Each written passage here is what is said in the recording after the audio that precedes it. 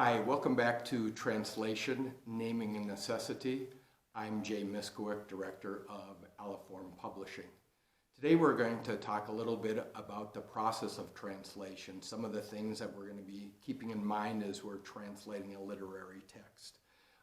Literal direct translations, the movement from that literal translation to a more natural, connotative, poetic, metaphorical translation, the necessity of paying attention to grammar, syntax, etc., even as we are moving away from that literal translation, and then some ideas of style, especially that of voice.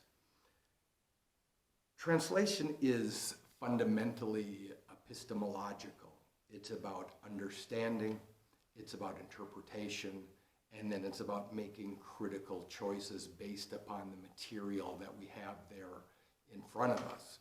Language is essentially an agreed upon set of signs and symbols and grammar, and translation can be seen as a kind of transfer. It's a movement from one place to another, a movement from one language to another.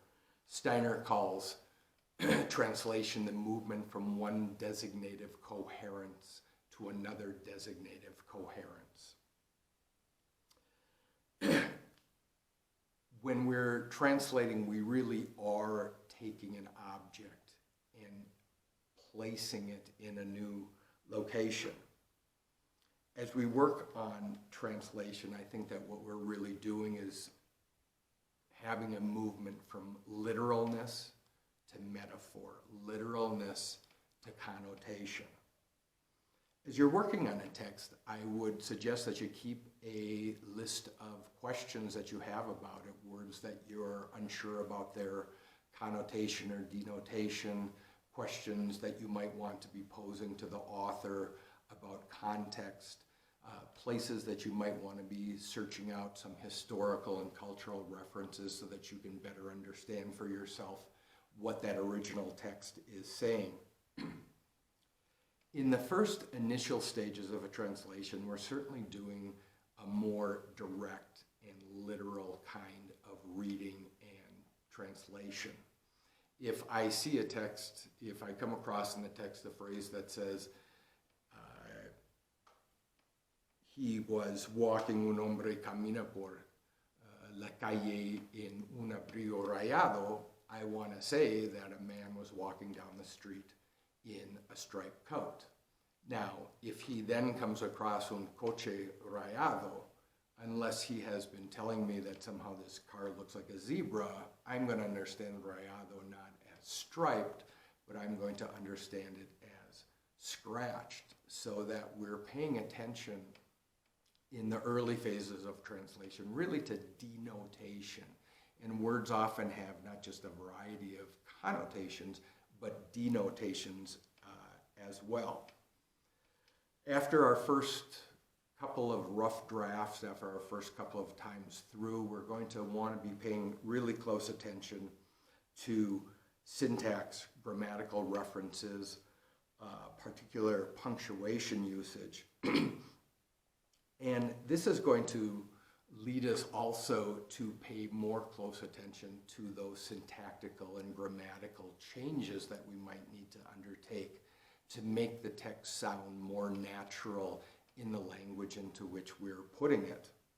We're going to be changing those structures, mutatas mutandas, that is with the necessary changes, with the necessary translations of syntax to make that text sound as if it were originally written in the language that we're translating it into. We always want to be faithful more to meaning over structure.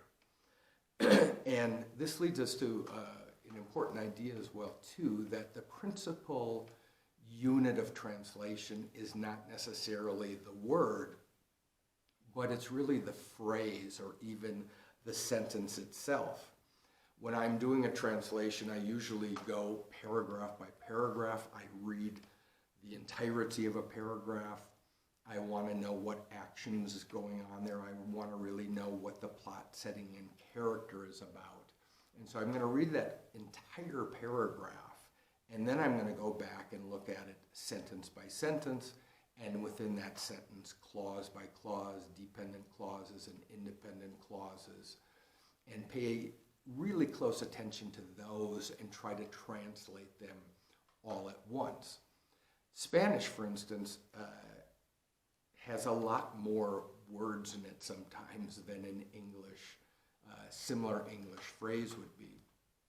If I come across, for instance, a phrase that's something like El poema de Velasco, the poem of Velasco, I'm probably going to want to translate that as Velasco's poem. I don't need to say el y de, the poem by or of Velasco. It's Velasco's poem. However, when I then read that phrase within the context of an entire sentence, I may want to go back to that more literal phrasing. I may want to think that that's really what is being, that literal phrasing is really is expressing a certain kind of rhythm or musicality. If I have a character that says, recuerdo el poema de Velasco, el rojo del puesto del sol, el viento de la tormenta, and I have this series of phrases that are all the X of Y, the X of Y, the X of Y, I might want to maintain that parallel structure. I might want to make sure that I am using all those particular dependent clauses in the same format to kind of lend coherency to the original rhythm of the text. At times we might also need to clarify a word or a phrase within a text. We might not be taking something out, but we might in fact be adding a little something. This happens on occasion when we have proper nouns, names, that in themselves are denotative. A few years ago, I was translating a really hilarious novel by the Argentine writer Alejandro López called Die, Lady, Die, and the protagonist of that novel is named Esperanza, that is, hope. Now, I believe that names should generally be left the way they are. That is, if in the original text the character's name is Esperanza, in the English translation of that, I'm going to have her name remain Esperanza. However, Esperanza means hope, and I need to have the reader of the English translation understand that denotation there. I need to have the reader understand that that name conveys a very specific meaning. And so early on in the text, I don't think it was the first time, but early on in the text, when her name is there, I simply added the word or hope. Esperanza or hope, blah, blah, blah, blah, blah, blah, blah. Now my reader knows that that name conveys a meaning with it. Another example, doing a collection of short stories by the Colombian writer Eduardo Garcia Aguilar, one of the characters went to the Zócalo. Now, the Zócalo is the main plaza in a town or village or city. But it's not just a plaza. It's not just any plaza. It's the main plaza. Chances are that's where the seat of government is going to be there. There's going to be markets there. There's going to be outdoor cafes there. The Zócalo is really kind of the center of that town or village. And it has a certain resonance to it. And so I didn't want to translate Zócalo by simply the main plaza because I felt like something was being lost there. So again, I simply added an apposition and said Zócalo, the town's main plaza. Now, there's a number of ways that we might have addressed that situation. First of all, I may have simply translated the word Zócalo as main plaza. Jose went to the town's main plaza. I might also not have translated it and just left it the way it is. Jose went to the Zócalo and hope that the reader, by context, the reader is an attentive reader who will figure that out what that socolo means, by location, by description, etc. I might also provide an appositive, which is the option that I took, with the original term and then a short phrase which explains it. And there's also another option there that maybe instead of a positive phrase, I might have added a footnote. I might have said socolo and then had a footnote at the bottom of the page which explains that a socolo is a town's main plaza. Now, in this situation, I don't think I would have gone for option 4. We're reading a novel, we're reading a story, and suddenly the translator breaks in to give us some kind of academic or lexical explanation. And it's for me, that's kind of disruptive of the reading process. So I would refrain from that kind of translator's note as much as possible. However, let me say that if I were a Mexican translator or a German translator or a Japanese translator, and I were to take a look at David Foster Wallace's book, Infinite Jest, which at the end of it has about 100 pages of endnotes, of little 8-point font notes explaining things throughout the text. There is hardly a page that goes by in that novel where there aren't 1 or 2 endnotes that offer us explanations of medical terms, explanations of filmmaking techniques, long discourses on 12-step programs or immigration or any number of things in that text.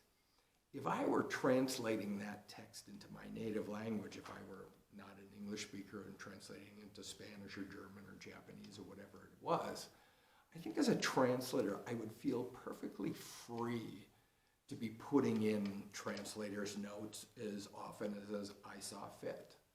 I think that's part of the spirit of that text. I think that's part of the very form of that text, where form really is part of meaning. It's the interruption of that text by these endnotes that force you to go from what you're reading to the end of the book to read the author's explanation of something that's going on within the narrative. And that's a deliberate choice that the author makes. That's a deliberate influence by the author to make us read that text a certain way. And I think in that sense, I would feel free to be jumping in with translator's notes, that wouldn't be something that would be disruptive at all to that text. This brings us to a really important idea, which is precisely that when you are translating, you are not translating words. You're translating meaning. You're translating ideas. And words just happen to be the material of the ideas. Saint Jerome, who is the patron saint of translators, said, "Non verbum e verbo sed sensum exprimare de sensu," that the translation should not express itself word by word, but sense by sense. Let's even be a little bit more literal in the Latin translation there. Sense from sense. It is this from the sense emerges in the new language, the sense of that phrase, the sense of that stringing together of words. It isn't the word that's so important. It's the idea and the meaning conveyed by that word. Sometimes you have to be willing to let the word go to achieve the true meaning or intention. Profanity offers us many examples of this. In Spanish, cabrón usually gets translated into English as either bastard or son of a bitch. But a cabrón literally means a big goat. It doesn't really have anything to do with a child born out of wedlock or the male offspring of a female dog. If we were to translate that phrase literally from either language going to the other language, it would be nonsensical. If I wrote in an English translation, Jose thought his brother was a big goat, people would not understand the meaning that he was conveying. So what we do in such a situation is I have a kind of a mid-level profanity there. There are certainly much heavier, more grotesque, more offensive profanities, and there are certainly much lighter, more frivolous kind of profanities. So we have this mid-weight profanity, and I find an equivalent to that in English. I don't worry about the literal sense of cabron.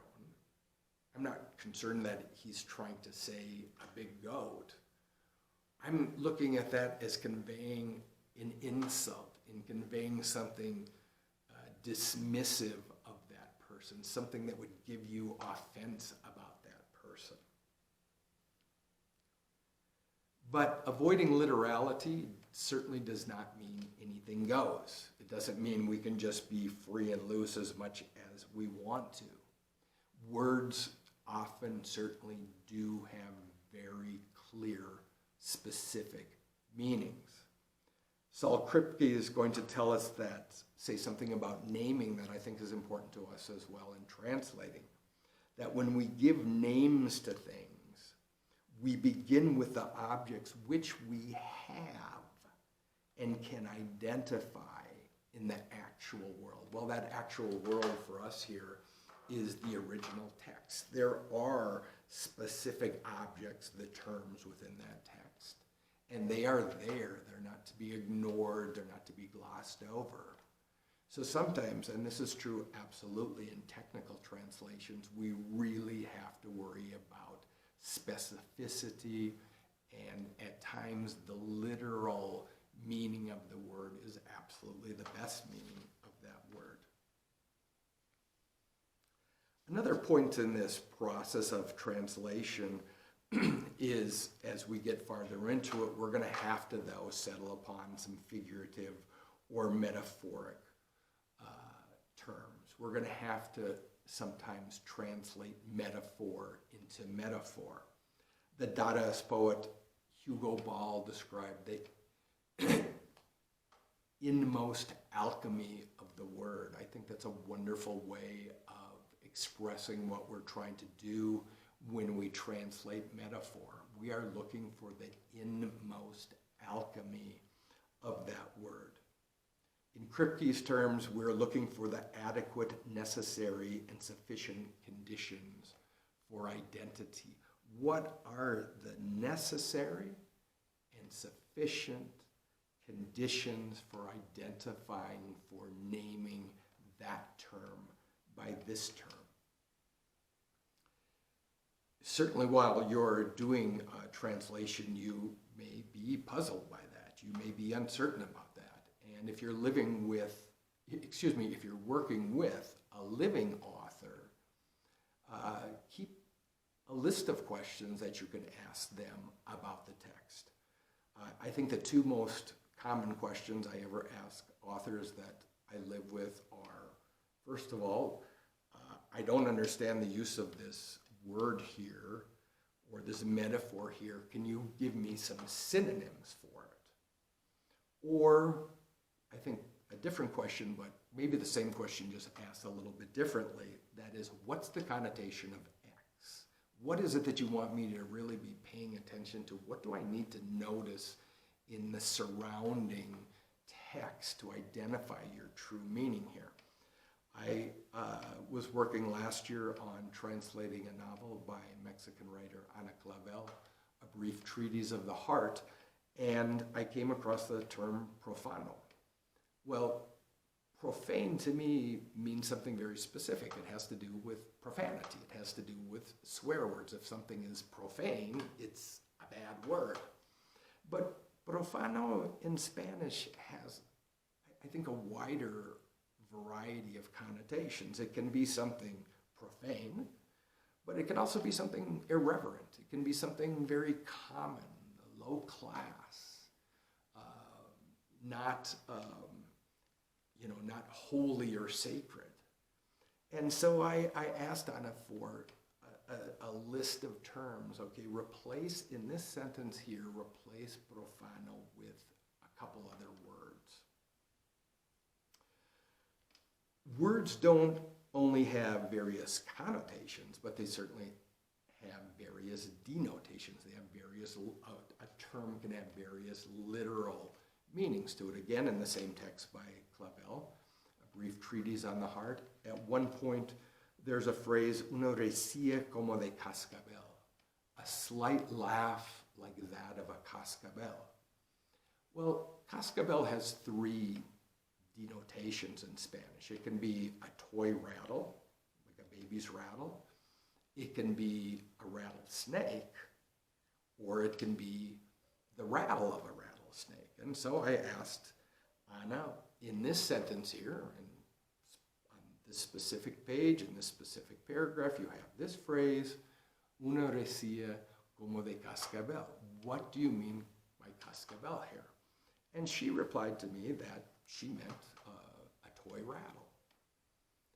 But I, the reader, when I see that phrase, and I look at that phrase within its context, and the context here is a ruthless killer who has just gotten done doing a hit job for some narcos, and he's going into his sanctuary of the Santa Muerte, of the Holy Death, and he hears in the corner, una risilla como de cascabel.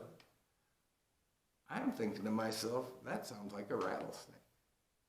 Now, I live here in Oaxaca, and I have heard the rattle of a rattlesnake more than one time. I have had more than one encounter with rattlesnakes. And when they're coiled and they're rattling their rattle, it's a very evil kind of laugh. It's a very empowering for them and a very threatening for you sound. And so when I read that phrase in Spanish, that original phrase in Spanish, maybe just because of my own personal experiences having encountered on mountain trails rattlesnakes, that I heard the slight